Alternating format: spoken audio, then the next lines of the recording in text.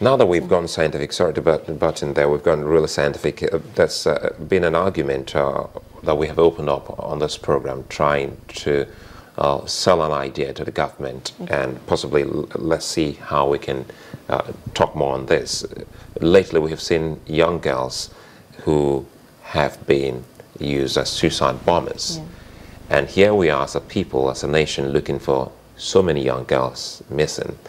How can we match some of these, samples from some of the victims or the suicide bombers to see if they truly tally with some of these young girls and women that have been missing? Okay. Well, the whole drive of BVN is actually going to be very helpful for the entire country. One of the things we have to have biometrics. There needs to be a place where everyone's details is in there, okay? So that when someone detonates, unfortunately, and you take, some bits and pieces, you can do some DNA analysis on it and figure out who the person was, possibly, or based on fingerprints and things like that. So, so I guess until we get there, it goes back to having a biometric data bank of all citizens and anyone who comes in. Yes. It's very key. I mean, we're getting there. Nigeria, we're not quite there yet. I mean, when you see simple instances like a carjacking, or like a vehicle, you think the vehicle is registered to an address, and then when you go and double check, the address probably doesn't really exist. You understand? Whereas when you look at other countries where they're actually able to issue you a ticket, imagine this in Nigeria. You're speeding or you park or you stop somewhere where you're not supposed to. The police comes and writes you a ticket. Here you go. You have to pay 10,000, and pay it into XYZ. Are you really going to pay? Probably not. Why? Because you figure out, he has no way of finding me anyway. So you're just going to drive off. But that's not how it is in Western nations. They will find you. So. Talking about that ring again, those who plant the IEDs, those who make it and come with the fertilizer, what kind of attention did you pay to training? How do they get trained? Is it still within the same circle, or they move from one place to the other? Well, a lot of times they got their training. Well, it was a bit tricky. It was a bit tricky, but some of them got their training. I don't really want to say, but it was out there. The information was out there, and they were able to get their training from it. Now, what we did, sometimes the forensics helped us determine if it was the same person who was making it, because it was being made in a certain way. So if you saw an IED in Yobe, and then you notice that same IED, and then all of a sudden you see the IED in Borno. It's like a trademark. The signature that they talk about, right? Yes. So all of a sudden you see that same type of IED. It's almost the same. They made it in the same way in Borno. Then you start thinking, what's going on? Is it what they say about, whoever makes an IED or anything leaves his or her signature on it? No, not necessarily, no. In terms of how they make it, say it just has to be what? No, it's just if you know how to, if it's like when you're cooking or if you're making something, if you make it in a certain kind of way, then, you're known, that's how you make it.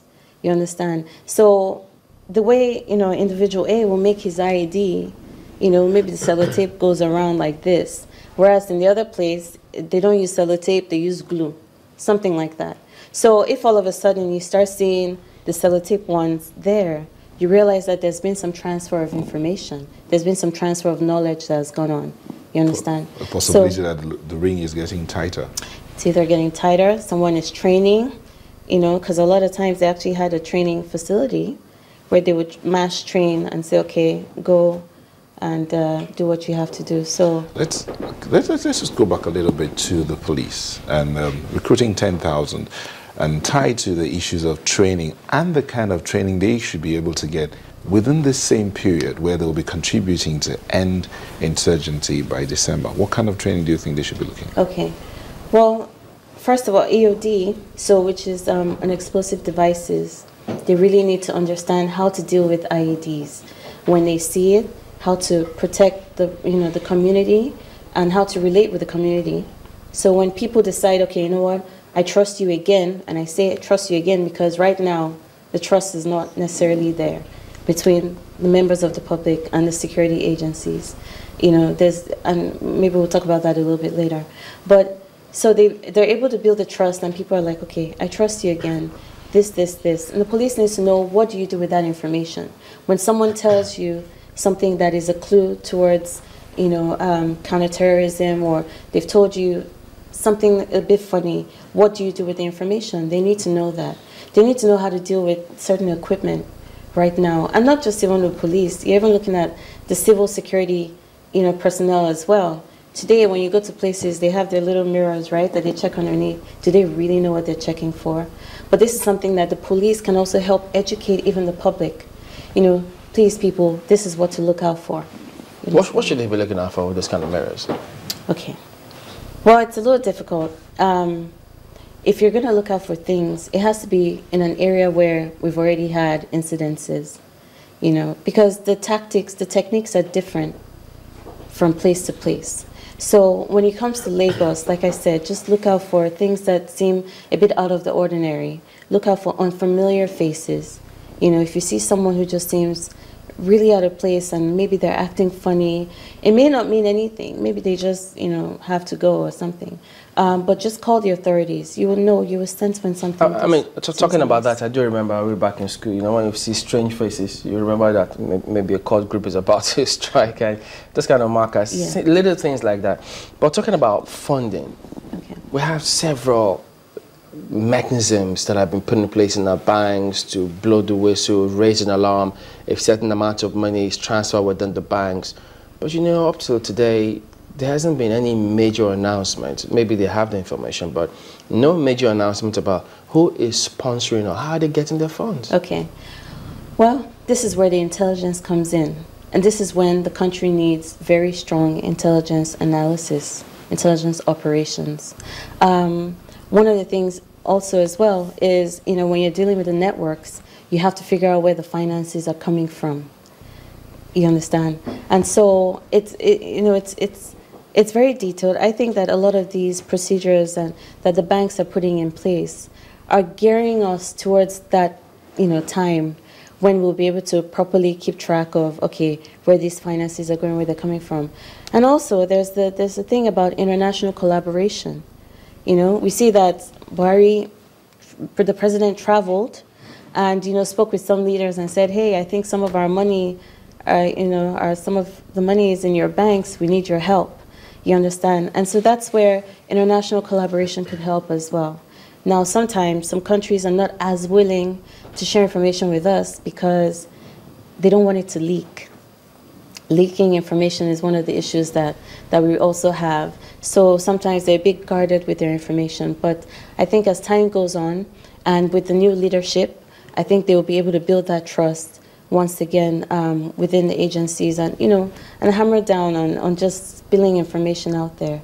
And we'll be able to make some headway. And you were also with the communications department in the Army. How were they able to fuse all of this and then disseminate it as well as carry the community along? Okay, it's the same thing I said, which is about, you know, coming together as a, okay, for instance, you mentioned the thing about the multi-task force. Yeah, multinational joint task force. Exactly, and then there's the new anti-terrorism one that they're bringing up, yeah, which is going to include everybody. You want a representative from every branch of the armed forces. You want a representative of the police, representative of, you know, of DSS, of the different the different intelligence agencies. Mm-hmm. So when they're able to come together, and that's the thing, in the center where I worked in was like a fusion center. So you had everybody there. So it's easier to share the information around. Okay, when you do that, then, you know, you have the team that interacts with the community, and they also come back saying, okay, this is the information we got from the community. By the time you put it in there, you find out that everyone has a different piece of the puzzle. And putting together that sort of joint task force or a center, a fusion center, where they can all come together and share the information, you realize you get the big picture. What kind of program was in place for whistleblowers? For whistleblowers? Yeah, because if someone came up, basically they want to be protected. And in some cases here, if that happens, many are a little skeptical, saying, look, I'm not sure what happens to my information or to me if I volunteer information. Okay. So many are scared. What do we do to ensure that, look, don't be scared. Come forward with your information. Okay. Number one is secrecy, and it depends. A lot of times, especially in the industry I worked in, whistleblowers didn't necessarily want to be identified. So they needed to be able to, be confident that them coming forward anonymously, it would remain anonymous. Sometimes, but that's part of what I said here, we have that issue of leakages. Before you know it, on the news, when you're reading the report, they say, oh, a person who was not, he wasn't authorized to speak on it, spoke on it.